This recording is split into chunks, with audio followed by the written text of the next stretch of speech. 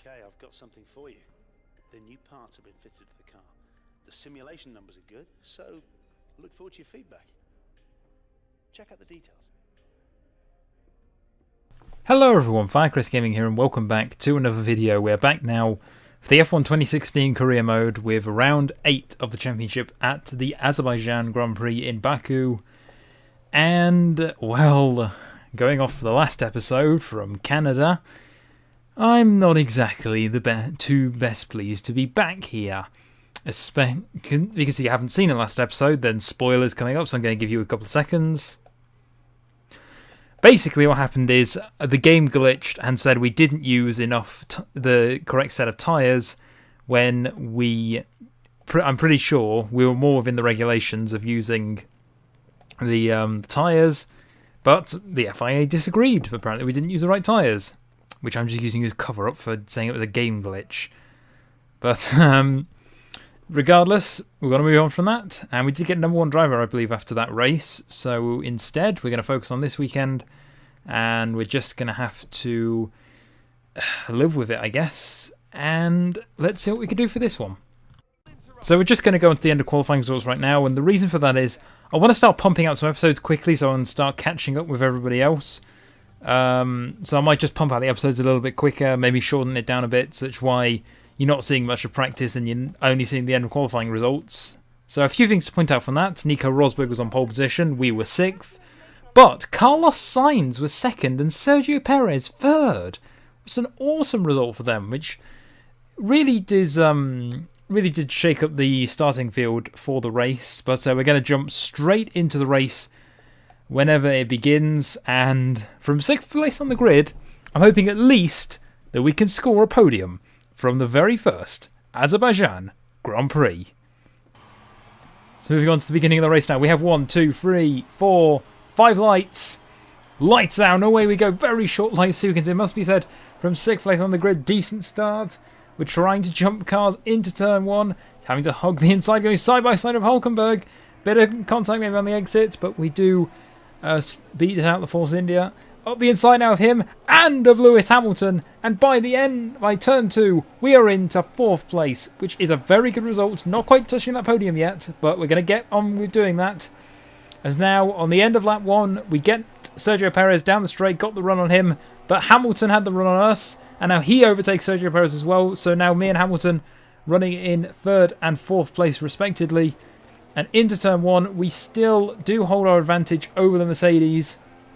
Going down and down to turn 2, a lot of long straights in Baku, which will definitely play into Hamilton's hands. You can see already he's getting a run on us. He's getting it's looking very positive for him. He moves to the inside of turn 2. He's trying to get the move done down the inside of turn 2. He's hit the inside of the wall, and Hamilton! Hamilton's out of the Azerbaijan Grand Prix already. Unbelievable. You can see here on the replay, it looks like he's turned in too early and the Force Indias have piled into the back of him. It is just an absolute pile up in Azerbaijan. But here you go on the replay. And he moves to the inside of turn 2. He should have the inside line. He turns in way too early, hits the wall, hits us, and Hamilton has taken himself out of the Azerbaijan Grand Prix.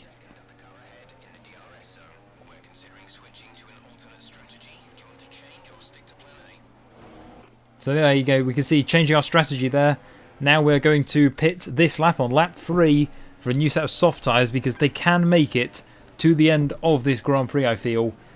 And they're going to get to the end of this Grand Prix in enough of a good condition where we can still remain competitive for the rest of this Grand Prix. So going down the pit lane now. But general word on the race, really. After that collision of Hamilton, so many people got held up that we just held our own in 3rd place. But also another thing to note is that Carlos Sainz and Nico Rosberg are the top 2 cars right now. And we get held coming out of the pit lane, I believe by a lapped car. Yeah, it's a Sauber and a Renault. They both hold us up. And coming out of the pit lane, we're running side by side with Vettel. And no, it's Nico Hulkenberg instead, or is it Perez? It's one of the two. And we jump ahead of both of them into the next, into lap 4. But on lap 6, safety car is deployed. You could see just very briefly there were yellow flags on the start-finish straight. So something's happened. And watching back now, it's Marcus Ericsson and Nico Hulkenberg The Force India are already having a torrid Grand Prix. Ericsson is actually a lap down. He's trying to unlap himself. And Hulkenberg there, well, he's moved across on him. We're going to have to watch that from maybe Hulkenberg's point of view. But it looks like Hulkenberg's just moved across on him. So watching now. Yeah, Ericsson lets him back through. And Hulkenberg trying to go for the pit lane. Well, he's just come across on Ericsson without noticing that he was there. And that is entirely down on Nico Hulkenberg, in my honest opinion there. But that means that on lap 6, we have a possible chance, possible at this point, that we will be in first place at the end of the restart. What's happened here? Just looking down further field. Are you serious? Roman has hit the safety car and he is out of this race. I have no words right now. I have absolutely none, but we're at the end of lap 9. We're getting ready for the restart. Just fevering that throttle, waiting for this Grand Prix to restart. We're going off foot down now, and here we go for the restart. We've got the slipstream of Nico Rosberg, moved to the inside, and we are immediately into P2 for the Azerbaijan Grand Prix. Just now having to hold off Nico Rosberg and go on the attack of Carlos Sainz. And through the final sector, very fast and flowing section. Need to make sure that actually on this game it's actually a lot more difficult than it is in real life. But we move to the right hand side and get past Carlos Sainz for the lead of this race. And Sainz there, a bit of a slide there, and Raikkonen has jumped into P2 out of nowhere. I'm honestly interested to see what happened. So Sainz comes through, so we go through on Sainz, and Rosberg hits the back of Carlos Sainz, and Raikkonen says, thank you very much, that's P2 for me. So watching from Raikkonen's point of view now, you can just see there, Rosberg moves violently across the circuit. Maybe he should have moved much earlier, but Raikkonen just happily comes through and takes P2. But now, later on, coming into turn 3 of lap 2, this is where me and Hamilton had our collision earlier, and again, it's ended in tears. Kimi Raikkonen now has been the car involved, and he has become another retirement of this race. But look in the top left, Rio Haryanto in the Manor is in second place now. Unbelievable scenes right now that are happening in Baku. And watching on the replay, exact same thing really that happened. Raikkonen stops the car much earlier, and on the onboard, he's gone down the inside, hit the wall, hit us, and he's caused an absolute car park. And Haryanto just uses the outside. He shakes the wheel massively here because he just thinks, whoa, I'm in second. What? What's happening here? I need to run. Go. Sadly, it didn't last too much as the Manor's lack of performance did come into its own, and Sainz on the end of lap 11 going into 12, he got past Rosberg. But if you follow me on Twitter, which I do recommend you do, this was happening later in the race. You'll see some footage that I actually recorded for a video for it last night. On the recording of this, and Haryanto actually fought Rosberg on the final 2 laps. This was so funny to watch at the time, but an honest to God, absolutely awesome duel. This was David versus Goliath right here. Haryanto having to hold off the advances of Nico Rosberg, and now moving on to the end of lap 12.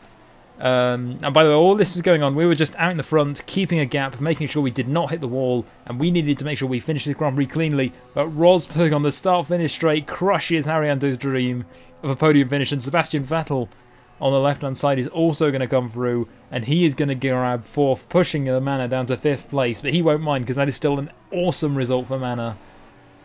But for us, as I said, pulled out the lead, kept the car on the back stuff, and as we go across the line, it's maybe a bit more controversial, but we win the Grand Prix in Baku. Awesome, awesome result.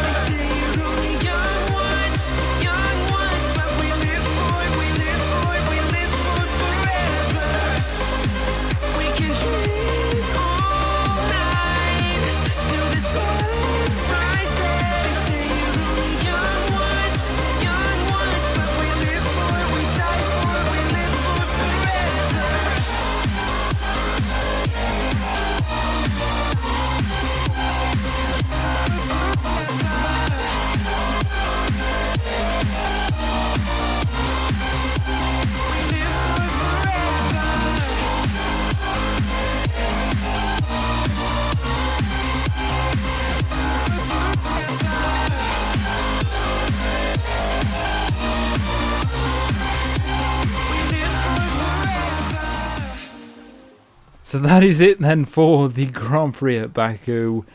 Awesome result in the end, as I said. But it's worth pointing out that Haryanto in the end finished in 4th place because I believe Sebastian Vettel had a penalty, and there were penalties galore throughout the field after Hamilton and Raikkonen's collision. Everybody getting penalties for illegal blocking, speeding under the safety car. I believe there were maybe some for collisions. I'm not 100% because I can't quite see. And there, Grosjean, terminal damage. That was just stupid of him, because that, if you don't know really what happened, is that he moved to the left-hand side to overtake the safety car, but being an AI, he wanted to stay on the racing line coming into the corner, so he moved back onto the racing... looked like he was moving back onto the racing line coming into the corner, and, well, there was a big Mercedes AMG GT there ready to smack that Haas right into the front wheels. And there, that was it.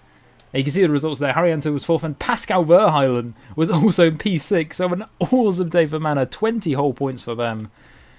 And I have no words to describe the end of that Grand Prix. So we bag our final resource points of the weekend. We get 546 at the moment, up to 600. And the rivalry, well, it was a valiant effort, but Sebastian Vettel won the rivalry there. There was nothing we could do at all against the Ferrari driver. He's just so much of a quicker car than us.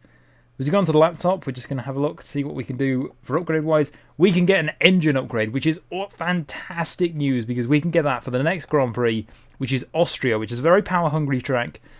I feel as though only having one upgrade is going to hurt us, though. So that'll do it for this video. But, Grosjean, really? What do you have to say for yourself?